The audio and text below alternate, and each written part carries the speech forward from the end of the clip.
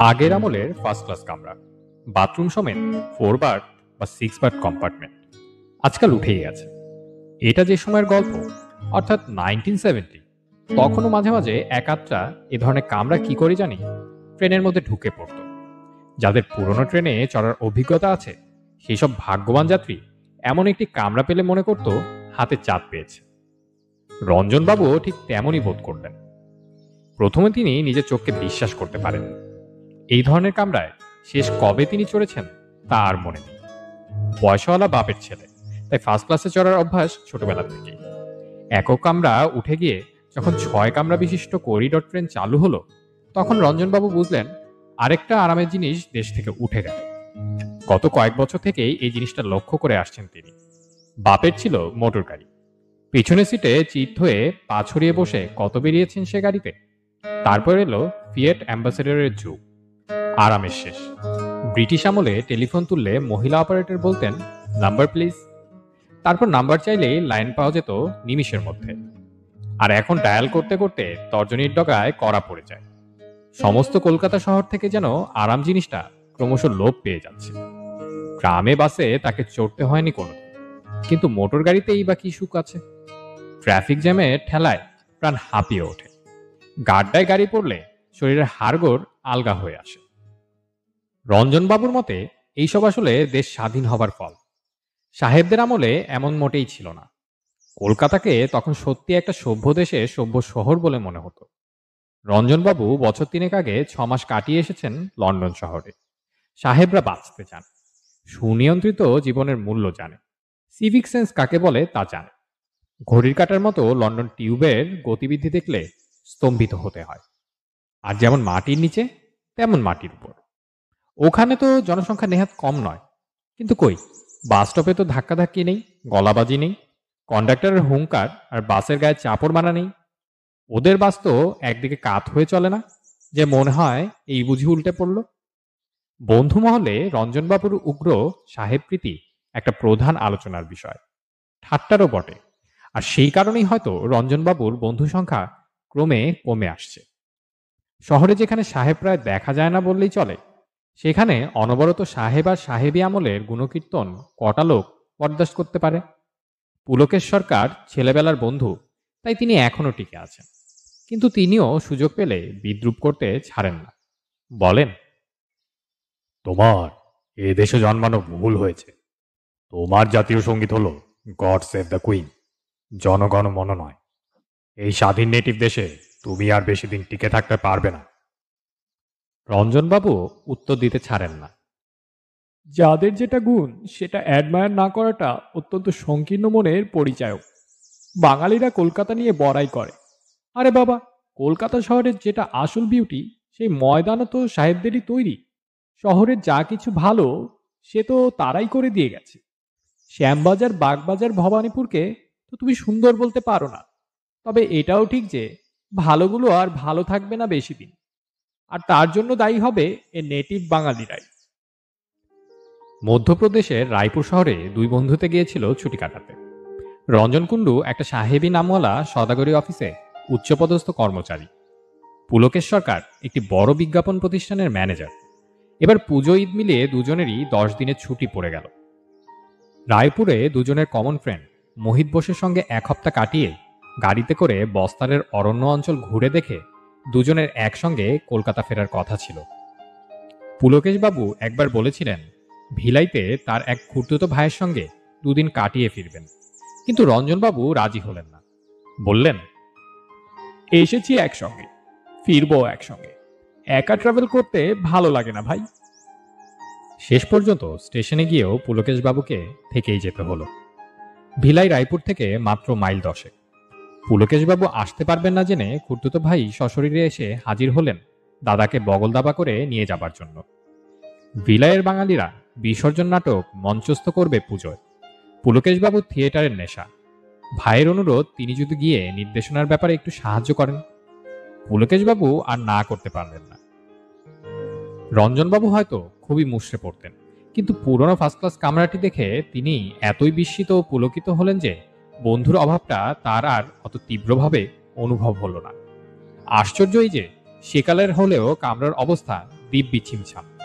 সবকটি আলোরই বাল্ব জ্বলছে, পাখাগুলো চলে, সিটের চামড়া কোথাও ছেঁড়া নেই, বাথরুমটিও পরিপাটি। আরো বড় কথা হচ্ছে, 4 বার্থ কামরায় রঞ্জন কুণ্ডু আর পুলকেশ সরকার ছাড়া আপাতত আর কোনো যাত্রী নেই। পুলকেশবাবু খোঁজ নিয়ে জানালেন, তুমি রাউরকেলা পর্যন্ত একা যেতে পারবে। সেখানে একটি যাত্রী উঠবেন, তারপর আর কেউ নেই। দুটো আপার বার্থ সারা পথে খালি থাকবে। রঞ্জনবাবু বললেন, তোমাকে এই পুরনো কামরার আরামের কথা অনেকবার বলেছি, আফসোস এই যে এতে ট্রাভেল করার সুযোগ পেয়েও নিতে পারলে না। বন্ধু হেসে বললেন, হয়তো দেখবে কেলনারের লোক এসে তোমার ডিনারের অর্ডার নিয়ে গেল। ওটা বলে আমার মন খারাপ করে দিও না। ট্রেনে খাবারের কথা ভাবলে এখন কান্না আসে।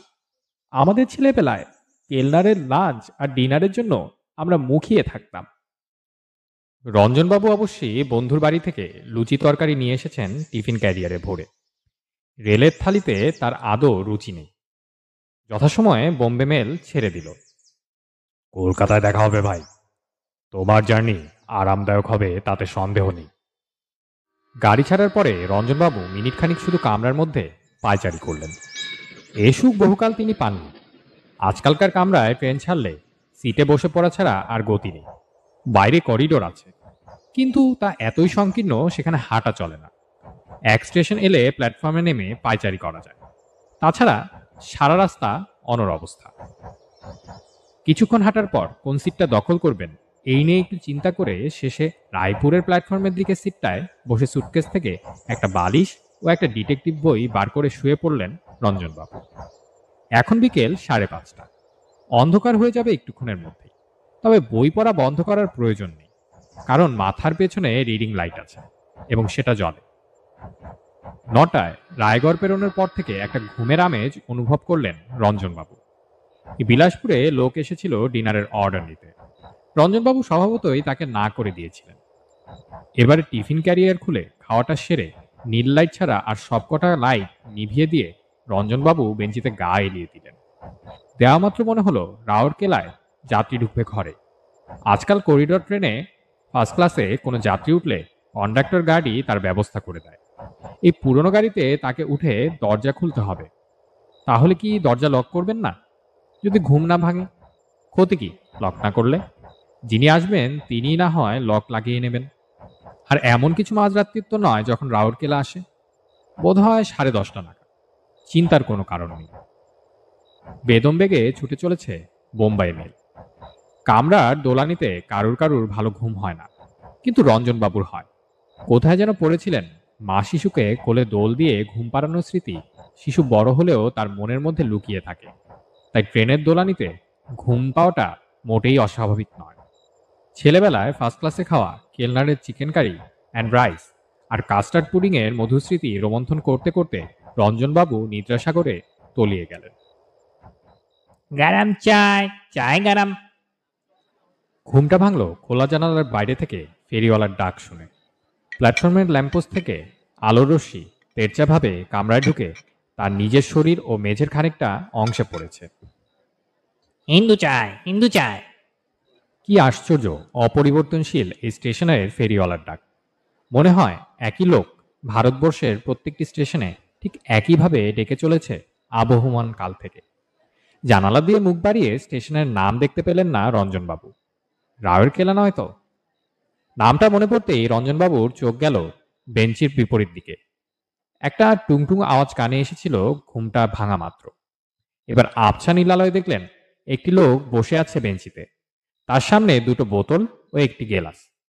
গেলাসে পানি ঢাললেন ভদ্রলোক এইমাত্র। এবার সেই পানিও চলে গেল তার মুখের দিকে। মদ খাচ্ছেন নাকি সহযাত্রী? উনি কি রাউরকেলায় উঠেছেন? এটা কি তাহলে চক্রধরপুর? বড় স্টেশন বলেই তো মনে হচ্ছে। রঞ্জনবাবু আগন্তুকের দিকে চেয়ে দেখলেন মুখটা স্পষ্ট দেখা যাচ্ছে না, তবে একটা বেশ তাগড়াই গোঁফ রয়েছে ভদ্রলোকের, সেটা বোঝাই যায়। পরনে শার্ট ও প্যান্ট, তবে নীল আলোতে তাদের রং বোঝা মুশকিল।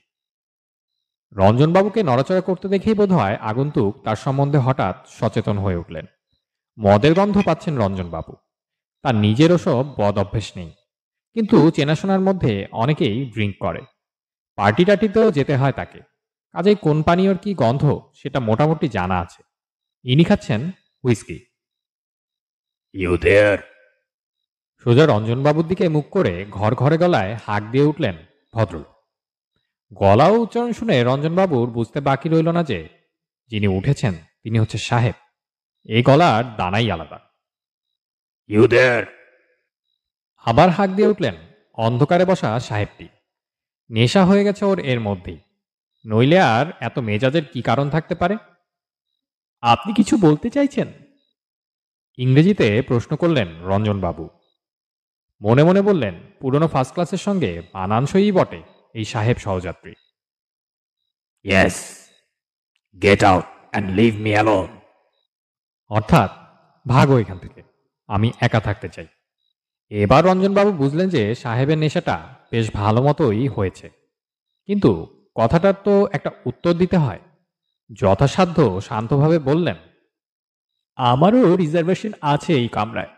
আমরা দুজনেই থাকবো এখানে, তাতে ক্ষতিটা কি? গার্ডের হুইসেলের সঙ্গে ট্রেনের ভো শোনা গেল, আর পর মুহূর্তেই একটা ঝাঁকুনি দিয়ে বোম্বে মেল আবার রওনা হলো। রঞ্জনবাবু আর চোখে স্টেশনের নামটা দেখে নিলেন, চক্রধরপুর বটে। এখন ঘরে নীল লাইট ছাড়া আর কোনো আলো নেই। রঞ্জনবাবু সাহেবটিকে একটু ভালো করে দেখার জন্য এবং মনে আর একটু স্বস্তি আনার জন্য অন্য বাতি জ্বালানোর উদ্দেশ্যে সুইচের দিকে হাত বাড়িয়েছিলেন, কিন্তু সাহেবের হুঙ্কার তাকে নিরস্ত করল। যাই হোক, এতক্ষণে রঞ্জনবাবুর চোখ অন্ধকারে শুয়ে গেছে। এখন সাহেবের মুখ অপেক্ষাকৃত স্পষ্ট। গোঁফ জোড়াটাই সবচেয়ে আগে চোখে পড়ে। চোখ দুটো কোটরে বসা, নীল আলোতে গায়ের রং ভারী ফ্যাকাশে মনে হচ্ছে। মাথা চুল সোনালি না সাদা সেটা বোঝার উপায় নেই। আমি নিগারের সঙ্গে এক কামরা থাকতে রাজি নই। তোমায় বলেছি তুমি নেমে পড়ো। নিগার? 1970 সালে ভারতবর্ষে বসে কোনো ভারতীয়কে নিগার বলার সাহস কোনো সাহেবের হতে পারে, এটা রঞ্জনবাবু ভাবতে পারেননি। ব্রিটিশ আমলে এই জিনিস ঘটেছে এ গল্প রঞ্জনবাবু শুনেছেন, সবসময় যে বিশ্বাস হয়েছে তা নয়। সাহেবদের সম্বন্ধে অনেক মিথ্যে অপবাদ রটিয়েছে বাঙালি। আর যদি বা সত্যি হয়ে থাকে, সেসব সাহেব নিশ্চয়ই খুব নিম্ন স্তরের। ভদ্র সাহেব, সভ্য সাহেব যারা, তারা ভারতীয়দের সঙ্গে এই ধরনের ব্যবহার কখনোই করতে পারে না। রঞ্জনবাবুর বিস্ময়ের ভাবটা কেটে গেছে, তবে এখনো ধৈর্যচ্যুতি হয়নি। মাতালের ব্যাপারে ধৈর্যহারা হলে চলে না। সুস্থ অবস্থায় এ সাহেব কখনোই এ ধরনের কথাবার্তা বলতে পারত না।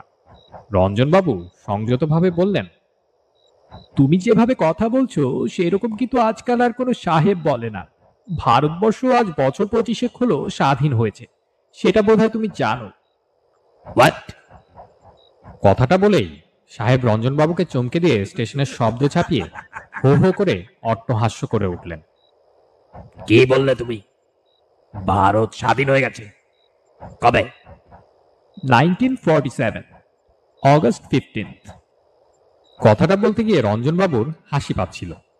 স্বাধীনতার এতদিন পরে নিজের দেশে বসে কাউকে তারিখ সমেত খবরটা দিতে হচ্ছে, এটা একটা কমিক ব্যাপার বই কি। You must be mad. আমি ম্যাড নই সাহেব, আমার মনে হয় তোমার নেশাটা একটু বেশি হয়েছে। বটে। সাহেব হঠাৎ তার ডান দিকের বেঞ্চির উপর থেকে একটা জিনিস তুলে নিলেন। রঞ্জনবাবু সভয়ে দেখলেন সেটা একটা রিভলভার, আর সেটা শটান করে তার দিকেই তাক করা। C this. আমি আর্মির লোক। আমার নাম major Davenport, second Punjab regiment. আমার মতো অব্যর্থ নিশানা আর কারু নেই। আমার হাত কাঁপছে কি? তোমার শার্টের তৃতীয় বোতামের ডান দিকে আমার লক্ষ্য। ঘোড়া টিপলে সেখান দিয়ে গুলি ঢুকে সোজা জানালা দিয়ে বেরিয়ে যাবে। তোমার আর কোনো অস্তিত্ব থাকবে না। ভালো চাও তো বেরিয়ে পড়ো। একে তো নিগার, তার উপরে উন্মাদ। এটা কত সাল জানো? 1932। আমাদের অনেক উত্ত্যক্ত করেছে তোমাদের ওই নেংটি পলা নেতা। স্বাধীনতার স্বপ্ন তোমরা দেখতে পারো, কিন্তু সেটা বাস্তবে পরিণত হবে না কখনোই। এবার সত্যি প্রলাপ বকছেন সাহেব। 1970 হয়ে গেল 1932। নেংটি পড়া নেতা গান্ধীজি মারা গেছেন, তাও হয়ে গেছে 23 বছর। Come on now, get up. সাহেব উঠে দাঁড়িয়েছে। রঞ্জনবাবু লক্ষ্য করলেন তার পা টলছে না। সবে শুরু করলেন কি তাহলে মদ থেকে? কিন্তু এত উল্টাপাল্টা বকছেন কেন? উনি কি তাহলে উন্মাদ? Up up! রঞ্জনবাবুর গলা শুকিয়ে গেছে। তিনি সিট ছেড়ে মেঝেতে নামতে বাধ্য হলেন। সেই সঙ্গে প্রায় তার অজান্তেই তার হাত দুটো উপরের দিকে উঠে গেল। Now turn around and go to the door. সাহেব বলে কি? কমপক্ষে 7 মাইল বেগে ছুটছে মেল ট্রেন। তিনি কি চলন্ত অবস্থায় তাকে গাড়ি থেকে নামিয়ে দিতে চান? এই অবস্থাতেও কোনো মতে একটি কথা উচ্চারণ করতে সমর্থ হলেন রঞ্জনবাবু। শুনুন মেজর ডেভনপোর্ট, এরপরেই টাটানগর। গাড়ি থামলে আমি যাব অন্য কামরায়, কথা দিচ্ছি। চলন্ত গাড়ি থেকে নামিয়ে আমাকে বেড়ে ফেলে আপনার কি লাভ? টাটানগর ও নামে কোনো স্টেশন নেই। তুমি আবল তাবল বকছ। রঞ্জনবাবু বুঝলেন যে এটা 1932 সাল। সেটা যদি সাহেব বিশ্বাস করে বসে থাকেন তাহলে অবশ্যই টাটানগর বলে কোনো স্টেশন থাকার কথা নয়। এখানে প্রতিবাদ করাটা খুব বুদ্ধিমানের কাজ হবে না বলে বললেন, ঠিক আছে মেজর, আমারই ভুল। তবে এরপর অন্য যে কোনো স্টেশনে গাড়ি থামুক, আমি নেমে যাব। ঘন্টা খানেকের বেশি তোমার নিগারের সঙ্গ বরদাস্ত করতে হবে না, কথা দিচ্ছি। সাহেব যেন একটু নরম হয়ে বললেন, মনে থাকে যেন কথা নড়চড় হলে তোমার লাশ পড়ে থাকবে লাইনের ধারে, এটা বলে দিলাম। সাহেব গিয়ে তার জায়গায় বসে হাত থেকে রিভলভার নামিয়ে রাখলেন বেঞ্চের এক পাশে। রঞ্জনবাবু এ যাত্রা প্রাণে মরেননি এটা ভেবে খানিকটা ভরসা পেয়ে নিজের জায়গায় গিয়ে বসলেন। সাহেব যাই বলুন, এরপরে স্টেশন যে টাটানগর সেটা রঞ্জনবাবু জানেন। আসতে আরো 1 ঘন্টা দেরি। এই সময়টুকু তিনি এই কামরাতেই আছেন। তারপর কপালে কি আছে জানা নেই। অন্য ফার্স্ট ক্লাস কামরায় জায়গা পাবেন কি সেটা জানা নেই, জানার উপায়ও নেই। ড্যাভেনপোর্ট সাহেব আবার মদ্যপান শুরু করেছেন। সাময়িকভাবে তার সামনের বেঞ্চের যাত্রীটার কথা তিনি ভুলেই গেছেন। রঞ্জনবাবু আধবোঝা চোখে চেয়ে রয়েছেন তার দিকে। এমন এক বিভীষিকাময় ঘটনার মধ্যে তাকে পড়তে হবে কে জানত। পুলকেশ থাকলে এই জিনিসটা ঘটত কি? না, তা ঘটত না। তবে এর চেয়েও সাংঘাতিক কিছু ঘটতে পারত। পুলকেশ রকচটা মানুষ, তাছাড়া শারীরিক শক্তি রাখে যথেষ্ট। তার দেশাত্মবোধ প্রবল। কোনো সাদা চামড়ার কাছ থেকে অপমান হজম করার লোক সে নয়। হয়তো ধা করে একটা ঘুষি লাগিয়ে দিত। কলেজে ফার্স্ট ইয়ারে পড়ার সময় এক গোড়াকে ঘুষি মেরে নাক ফাটিয়ে দেবার গল্প সে এখনো করে। ট্রেন চলছে রাতের অন্ধকার ভেদ করে। মিনিট 10 পরে রঞ্জনবাবু অনুভব করলেন যে এই বিপদের মধ্যেও গাড়ির দোলানিতে তার মাঝে একটা তন্দ্রার ভাব আসছে। এই অবস্থাতেই একটা নতুন চিন্তা তাকে হঠাৎ সম্পূর্ণ সজাগ করে দিল। সাহেবের কোনো মালপত্র নেই। ব্যাপারটা অদ্ভুত নয় কি? একটা সামান্য হাত বাক্সও কি থাকবে না? শুধু মদ, সোডার বোতল, গেলাস আর রিভলভারটা নিয়ে কেউ ট্রেনে ওঠে? আর 1932 সাল, নেংটি পড়া নেতা, টাটানগর নেই। এসবেরই বা মানে কি? মানে কি তাহলে একটাই, যে সাহেব আসলে জ্যান্ত সাহেব নন, তিনি ভূত। মেজর ডেভেনপোর্টের নামটা কি চেনা চেনা লাগছে? হঠাৎ ধা করে রঞ্জনবাবুর একটা কথা মনে পড়ে গেল। বছর 5 আগে ব্যারিস্টার বন্ধু নিখিল সেনের বাড়িতে আড্ডায় কথা হচ্ছিল। বিষয়টা সাহেব প্রীতি ও সাহেব বিদ্বেষ। কে বলেছিল ঠিক মনে নেই, কিন্তু বোম্বে মেলেই একবার এক বাঙালিকে ফার্স্ট ক্লাস কামরা থেকে নামিয়ে দেবার চেষ্টা করেছিল এক গোরা সৈনিক। নামটা মেজর ডেভেনপোর্টই বটে। কাগজে বেরিয়েছিল খবরটা, সালটা জানা নেই। তবে 32 হওয়া আশ্চর্য নয়। সাহেবের হিসেবে একটা ভুল হয়েছিল। সেই বাঙালি ছিলেন অসীম সাহস ও দৈহিক শক্তির অধিকারী। অপমান হজম করতে না পেরে সাহেবকে মারেন এক 82 সিক্কা ওজনের ঘুষি। সাহেব উল্টে পড়েন এবং বেঞ্চের হাতলে মাথায় চোট লেগে তৎক্ষণাৎ মারা যান। রঞ্জনবাবু অনুভব করলেন তার হাত পা ঠান্ডা হয়ে আসছে। কিন্তু এই অবস্থাতেও সামনের লোকটার দিকে আরেকবার না চেয়ে থাকতে পারলেন না তিনি। মেজর ডেভেনপোর্ট হাতে গেলাস নিয়ে বসে আছেন। নাইট লাইটের আলো এমনিতেই উজ্জ্বল নয়। আলো শেডও অপরিষ্কার। বাল্বের পাওয়ারও বেশি নয়। তারপর গাড়ির ঝাঁকুনি, সব মিলিয়ে সাহেবের দেহটাকে অস্পষ্ট দেখাচ্ছে। হয়তো এই কামরাতেই সাহেবের মৃত্যু হয়েছিল 1932 সাল। আর তখন থেকে এই পুরনো আমলের ফার্স্ট ক্লাস কামরায় রোজ রাত্রিরে। রঞ্জনবাবু আর ভাবতে পারলেন না। সাহেব আর তার দিকে দৃকপাত করছেন না। তিনি মদ নিয়ে মশগুল হয়ে বসে আছেন। চেয়ে থাকতে থাকতে রঞ্জনবাবু অনুভব করলেন যে তার চোখের পাতা আবার ভারী হয়ে আসছে। ভূতের সামনে পড়ে মানুষের ঘুম পেতে পারে, এটা তিনি প্রথম আবিষ্কার করলেন। মেজর ডেভেনপোর্ট একবার নেই, একবার আছেন। অর্থাৎ চোখের পাতা বন্ধ হলে নেই, আবার খুললেই আছে। একবার যেন সাহেব তার দিকে চাইলেন, তারপর যেন বহুদূর থেকে ভেসে আসা একটা কথা পার কয়েক এলো তার কানে।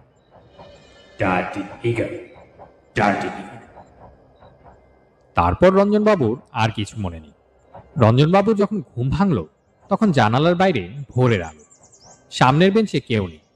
রাত্রের বিভীষিকার কথা ভেবে তিনি একবার শিউরে উঠলেন, কিন্তু পরক্ষণেই ফারাক কেটে গেছে বুঝতে পেরে হাত ছাড়লেন। এই গল্প কাউকে বলা যাবে না। প্রথমত, কেউ বিশ্বাস করবে না।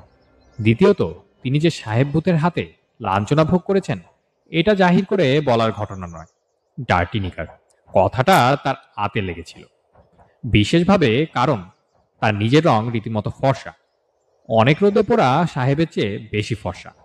এই রঙের জন্য লন্ডনে অনেকে তাকে ভারতীয় বলে বিশ্বাস করেন, আর তাকেই কিনা বলে ডার্টি নিগার। সংকল্প অনুযায়ী তার ট্রেনের অভিজ্ঞতা রঞ্জনবাবু কাউকেই বলেননি। তবে তার মধ্যে উগ্র সাহেব প্রীতির ভাবটা যে অনেকটা কমেছে, সেটা তার কাছের লোকেরা অনেকেই লক্ষ্য করেছিল। ঘটনার 10 বছর পরে একদিন সন্ধ্যায় তার নিজের বাড়িতে বন্ধু পুলকেশের সঙ্গে বসে কফি খেতে খেতে রঞ্জনবাবু ব্যাপারটা উল্লেখ না করে পারলেন না। 70-তে রায়পুর থেকে ফেরার সময় সে দিনটার কথা মনে পড়ে। বিলক্ষণ।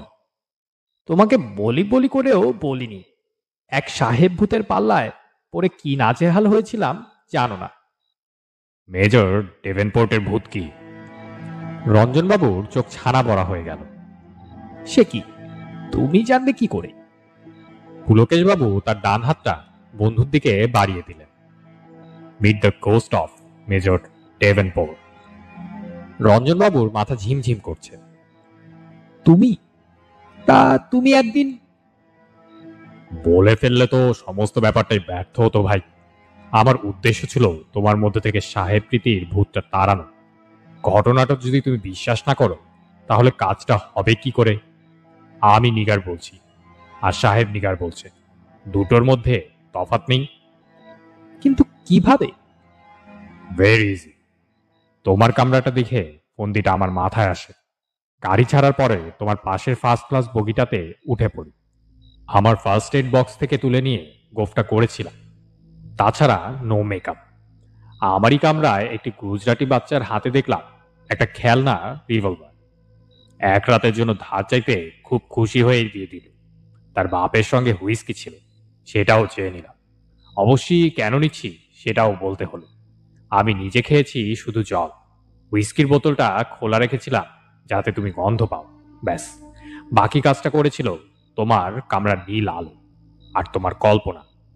আশা করি কিছু মনে করনি ভাই। রঞ্জনবাবু বন্ধুর হাতটা দুহাতে চেপে ধরলেন বটে, কিন্তু মুখে কিছু বলতে পারলেন না। তার বিস্ময় ভাবটা কাটতে লাগবে আরো 10 বছর।